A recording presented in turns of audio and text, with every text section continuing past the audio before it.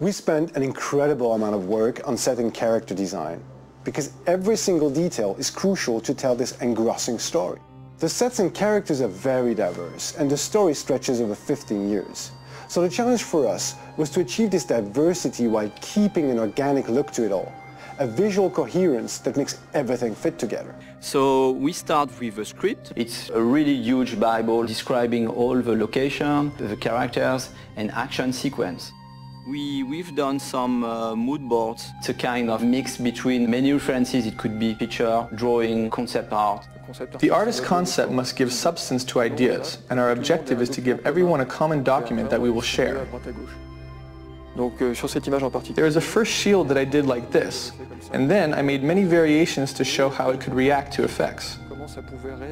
We grab many pictures, and after that we create what we call pack design. A pack design is a kind of Bible linked to one sequence, one location, on one main character. The 3D production is starting from this point, and we can produce internally by the Quantic Dream graphic team, but also with some outsourcing partners. On Beyond, it's quite challenging to design characters because they are based on famous actors. So as to really recognize their faces and their profiles, we use a thorough technical process with complete body scan, higher detailed scans for the face, and a photo shoot which is very precise to have all textures and skin colors of the actors. We just use the 3D scan as reference because scanning someone is not magic. We go to 3D and start building, sculpting the characters. To work on the character emotion, I really lingered over the expression, the eyes, the mouth, the same places that we look when we speak to someone. On each one of these parts, we could put the camera very close and see the pores of the skin, see that there is texture on the whites of the eyes. Our ability to provide careful attention to each detail enables the gamer to focus on emotion and on the actor performance. Nothing's gonna stop me from seeing her. We produced various effects on characters because they needed to react to all the things they go through. It means underlining their sadness with believable tears when they're in distress. They're back. They're all around me. And injuring them when they get into a fight. These elements had to be visible yet subtle in order to avoid caricature. This required close collaboration with the team in charge of lighting in order to correctly highlight these details. Tell them to leave me the fuck alone, because next time, I'll kill everyone. In scenes with bad weather, or when the character goes through natural elements like a river, we must find the right balance between what visually happens in the background, what happens to the character, and even sometimes what can be visible on the camera lens, for example, water flowing on the screen. What was unique is being able to make Jodie evolve. We can follow her through many years, since childhood.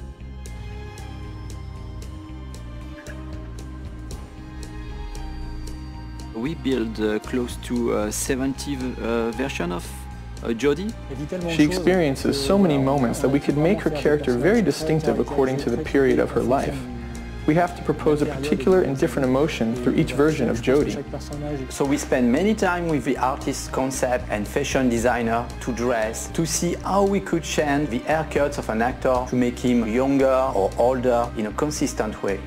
One of the main challenges was to make Jodie look younger. We had very few references, and it was very delicate work because we didn't know if we were getting it right. When we put the trailer online, Ellen came back to us and told us her mother had recognized her at the age of 9. That's the best compliment we can receive as character artists. Hello, Jodie. Come in. In Beyond, we follow mainly Jodie and also our close relation, for instance, Dawkins. I thought it would be a good idea for us to have a little chat, get to know each other a little better. We can see him growing and reaching maturity. He begins as a laboratory scientist and he finishes by directing a whole department. We wanted to give him a paternalistic side with Jodie, and at the end, an authoritarian aspect. There are more than 300 characters in the game. Once we created a digital double like the one of Ellen or Willem, if others are not as good, we will see it immediately. So there was a considerable effort to bring all the characters of the game at the same level than the main characters. لك حظ انقذت حياتي لن أنسى فعلك هذا أبدا. The highlight of Beyond was to go through an epic journey with Jodie spanning 80 different set pieces.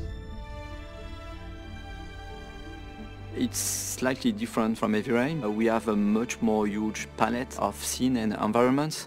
It could be a Navarro desert, tiny rooms, huge complex.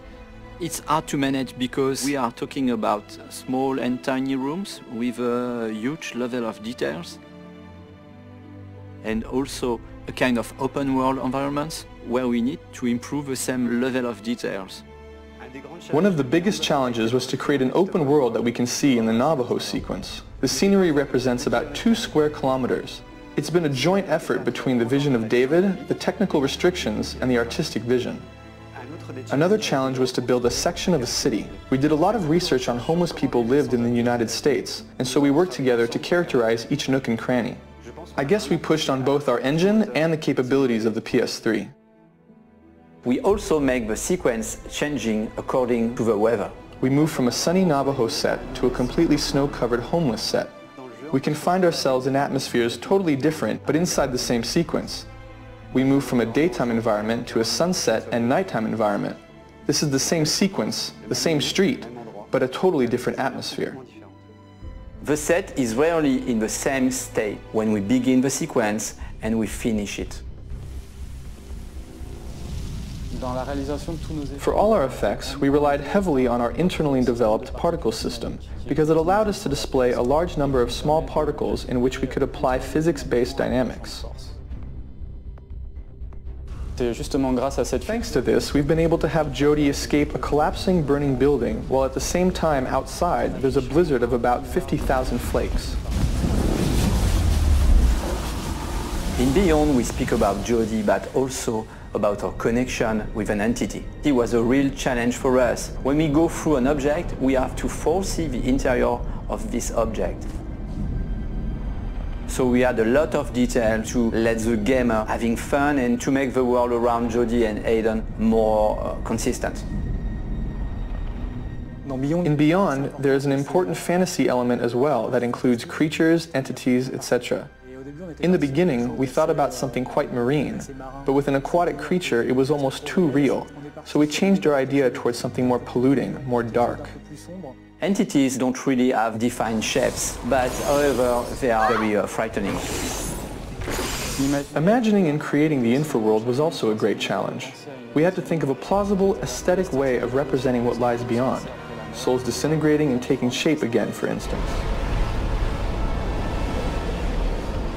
Beyond is a very challenging project. Everybody in the team tried to push hard the limits of the PS3 just to be able to recreate this journey in the life of Jodie Holmes.